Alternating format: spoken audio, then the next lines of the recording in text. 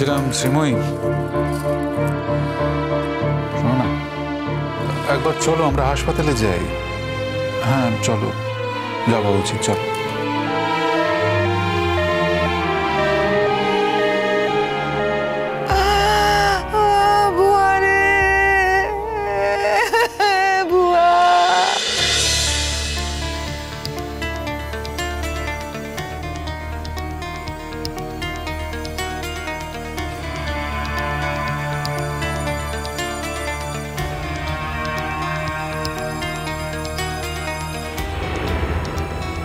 Doctor, actually অনেকটা সময় হয়ে গেছে।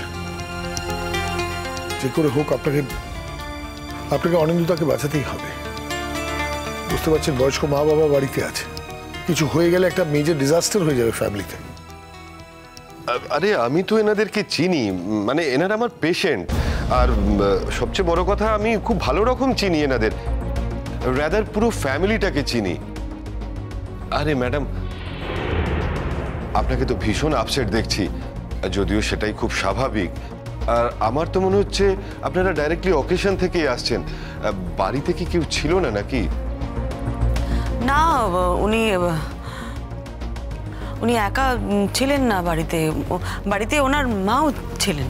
ভুল হচ্ছে ডক্টর আঙ্কেল, উনি অকেশন থেকেই আসছেন, তবে সেটা অন্য কারোর অকেশন নয়, ওনার নিজের বিয়ের অকেশন। ডক্টর, আমরা পারিবারিক আলোচনা পরে করব। ও শিওর, ওনাকে নিয়ে যাও তোমরা।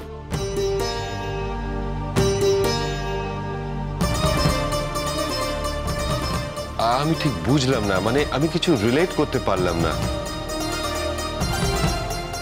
ডক্টর, আমি বলছি, ক্লিয়ার করে দিচ্ছি। অনিন্দ সেনগুপ্ত এবং শ্রীময়ী এনারা বিবাহিত ছিলেন, এনাদের ডিভোর্স হয়ে গেছে, বহু বছর একসাথে থাকেন না। অনিন্দ সেনগুপ্ত কারেন্ট ওয়াইফ, বর্তমান স্ত্রী জুন গুহ, বর্তমান স্ত্রী এখন শ্রী ঘরে অর্থাৎ জেলে। শ্রীময়ী পুনর্বিবাহ করার সিদ্ধান্ত নেন। আজ ওর বিয়ে ছিল, পাত্র আমি, আমার সাথে বিয়ে হয়েছে। বিবাহ বাসর থেকে আমরা খবর পাই যে এরকম একটা সিচুয়েশনে অনিন্দ আছে, তাই সরাসরি আমরা এখানে চলে এসেছি। এই হচ্ছে পুরো চিত্রটি। আপনার কাছে একটা অনুরোধ আছে ডক্টর, আপনি আপনার যথাসম্ভব প্রয়াস চালিয়ে যান, প্লিজ ডু ইয়োর বেস্ট। মানুষটাকে বাঁচাতে হবে, অনিন্দ বেঁচে থাকাটা দরকার। আর পয়সা কড়ির ব্যাপারে কোনো রকম চিন্তা ভাবনা করবেন না, আমরা আছি। আচ্ছা আচ্ছা, সরি, এক্সট্রিমলি সরি, এটা তো আপনাদের একেবারেই প্রাইভেট ম্যাটার। এনিওয়েজ, আমি না পরপর কয়েকটা টেস্ট করেই নেবো আগে, তাহলে বুঝতে পারবো যে কতটা কি হয়েছে। আমি এটুকু অ্যাসিওর করতে পারি যে আমাদের তরফ থেকে চেষ্টার কোনো ত্রুটি হবে না। ডক্টর আঙ্কেল, হ্যাঁ বলো বলো। আমি কি প্রসেসটায় আপনার সঙ্গে থাকতে পারি? হ্যাঁ নিশ্চয়ই, তুমি তো এখন ডক্টর হয়ে গেছো, কোন একটা হসপিটালেও অ্যাটাচড আছো, তুমি তো অবশ্যই থাকতে পারো, রাদার এন্টায়ার প্রসেসটাতেই থাকতে পারো। Thank you so much. আমি পাপার ট্রিটমেন্টটায় পুরোটা থাকতে পারবো। Thank you sir. You are most welcome. আসি। হ্যাঁ, আমি এটা বুঝতে পারছি না, সবার সামনে মাকে ছোট করে তোর কি মনে হচ্ছে তুই বিশাল হয়ে যাচ্ছিস, বিরাট হয়ে যাচ্ছিস? ছোট কোথায় করেছি?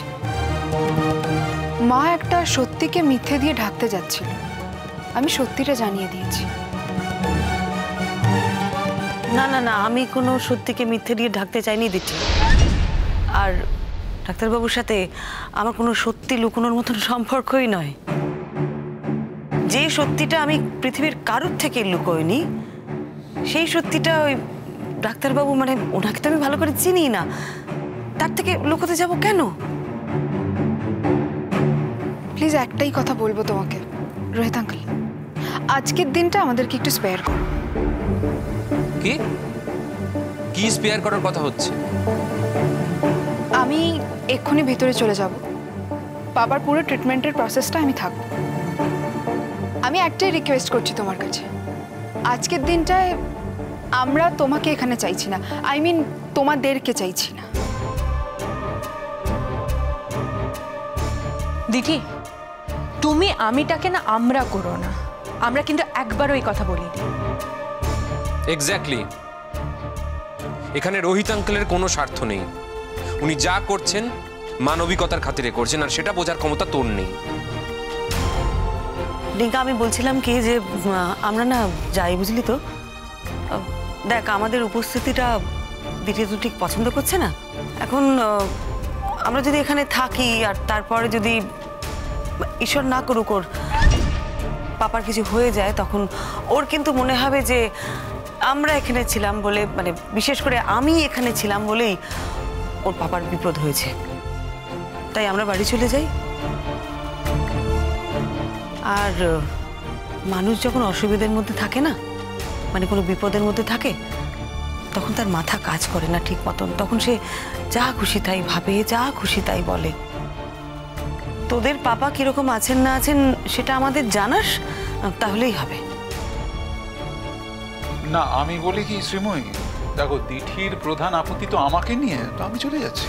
না, আমি যাচ্ছি, তুমি থাকো, আমি গিয়ে গাড়ি পাঠিয়ে দেবো, তুমি তোমার সময় মতো চলে আসো। অসম্ভব, এটা তুমি কি বলছো? আজ আমাদের জীবনের একটা বিশেষ দিন, আর এই বিশেষ দিনে একজন মানুষ বোকামো করে সেটা নষ্ট করে দিতে চেয়েছে, প্রতিশোধ নিতে চেয়েছে। তাই বলে কি আমিও তোমার উপর প্রতিশোধ নেব? এটা হয় না, তুমি একথা বলো না। আজ যদি এখান থেকে যেতে হয় আমরা দুজন একসাথে যাব, আর যদি থাকতে হয় দুজনেই থাকবো। প্লিজ মা, প্লিজ। এবার মনে হচ্ছে না মাটি ফাঁক হয়ে যাক, আমি ভিতরে ঢুকে যাই।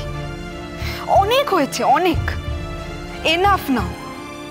সবকিছুর একটা সীমা থাকা দরকার। আর পারছি না সহ্য করতে, আর এই লজ্জাটা আমি নিতে পারছি না। তোর মা তো সত্যি কথাই বলছে। তোর কোন জায়গাটা মনে হলো যে তোর মা মিথ্যে কথা বলছে? এতদিন ধরে সংসারের জন্য, অনিন্দদার জন্য, তোর জন্য তোর মা জীবন দিয়েছে, ডিভোর্স হয়ে গেছে। আমার বৌদি নতুন করে বিয়ে করেছে। একটা কথা তো খুব স্পষ্ট, বৌদি যদি এখানে থাকে একা থাকবে না, থাকলে রোহিত বাবুও থাকবে। আর যদি চলে যেতে হয় তাহলে দুজনেই যাবে। যা ইচ্ছে হয় করো তোমরা, তোমাদের যা ইচ্ছে হয় তাই করো। আমার মতামতের তো কোনো দাম নেই। রোহিত আঙ্কেল সবাইকে তো টাকা দিয়ে কিনে রাখে, কিন্তু একটা কথা ভুলে যায় যে সবাই ওনার টাকার পরোয়া করে না। কাউকে দরকার নেই আমার পাপার, কাউকে দরকার নেই। আর ছোটদা ভাই, তুই তো দুদিন বাদে চলেই যাবি রে, আমি থাকবো পাপার কাছে। তুমি কোথায় থাকো দিদি? অর্ধেক দিন তো তুমি মাধবপুরে থাকো। আর মনে হয় জুন আন্টি ফিরে আসলে তুমি ওই বাড়িতে থাকতে চাইলে তুমি থাকতে পারবে? এনিওয়ে, ছাড়ো এসব কথা। আমার কথাটা শোনো। তোমার যদি মনে হয় তোমার পাপার ট্রিটমেন্টের জন্য যেতে হবে, বেটার তুমি সেখানে যাও। এখানে দাঁড়িয়ে থেকে না ভুলভাল কথা বলো না। এনিওয়ে, আমরা একটু পরে রোহিত আঙ্কেল আর আন্টিকে নিজেরাই বলতাম এখান থেকে চলে যেতে, ওরা বাড়ি যাক। আমার কথাটা ভালো করে শোনো দিদি, রোহিত আঙ্কেলের না ইনজাস্টিস পাওয়ার কথা নয় এখানে দাঁড়িয়ে থেকে। তোমার নিজের মাথা ঠান্ডা করো, আমি তোমাকে বলছি আঙ্কেলের কিচ্ছু হবে না, আঙ্কেল সুস্থ হয়ে উঠবে। তুমি কিছু মনে করো না প্লিজ।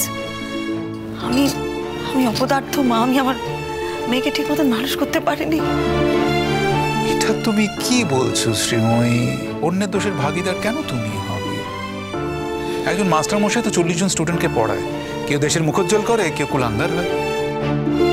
তুমি তোমার ছেলে মেয়েদের ঠিক শিক্ষায় দিয়েছো, তোমার শিক্ষায় শিক্ষিত হয়ে তো ডিঙ্কা এত ভালো ছেলে হয়েছে। আর তাছাড়া দিঠির এখন মন মেজাজ ঠিক নেই, কি বলতে কি বলে ফেলেছে, ওটা আমি গায়ে মারছি না।